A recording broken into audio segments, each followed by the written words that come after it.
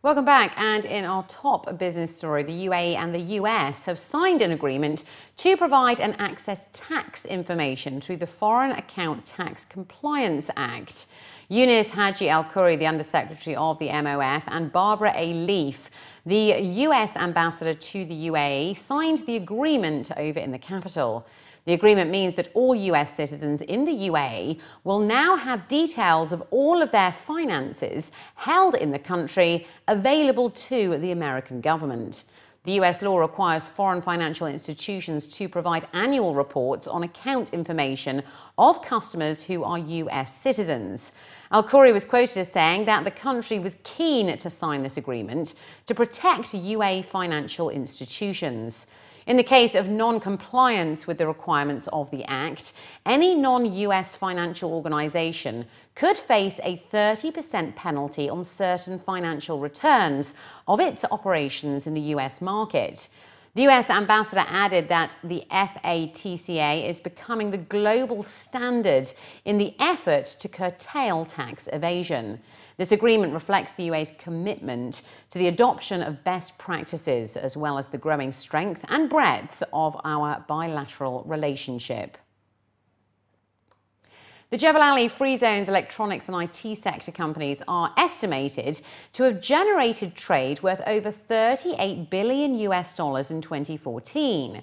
Talal Al-Hashimi, the Chief Operations Officer of Economic Zones World, which is the parent company of Jafza, said that according to expert insights, the global electronics market is forecasted to be worth over $2.9 trillion by 2020.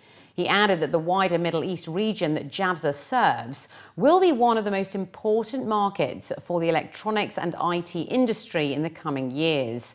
The sector's growth in the region is mainly driven by increasing disposable income, expanding population, growing tourist inflow, rapidly growing internet penetration, and the strong distribution capability of key players like Jafza.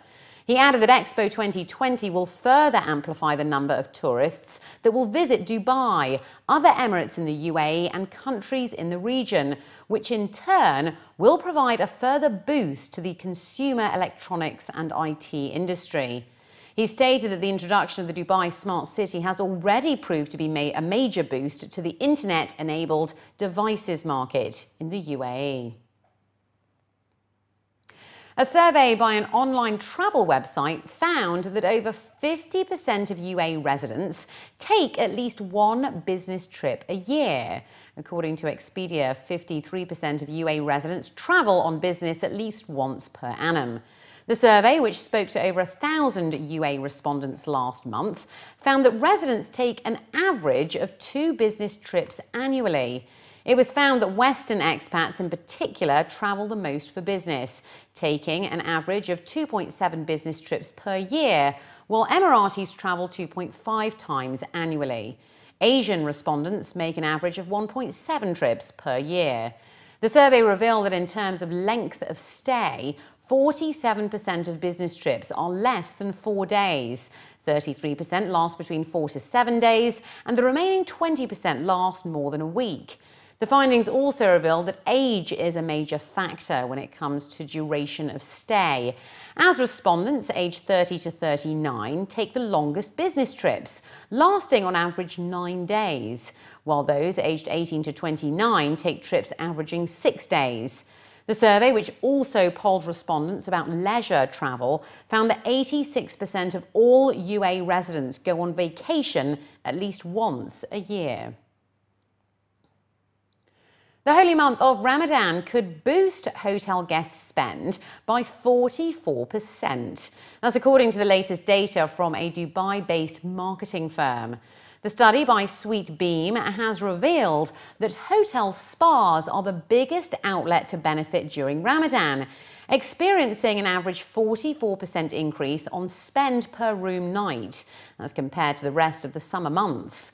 More analysis into spending patterns has revealed that hotels can boost in-house guest spend by personalizing communication to individual guests.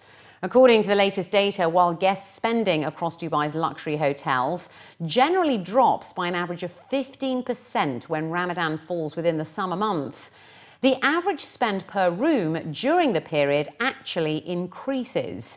It was also mentioned that a combination of hot weather and guests wanting to enjoy the various iftar and suhoor events eventually sees hotel guests spend more time and money on resort resources than usual.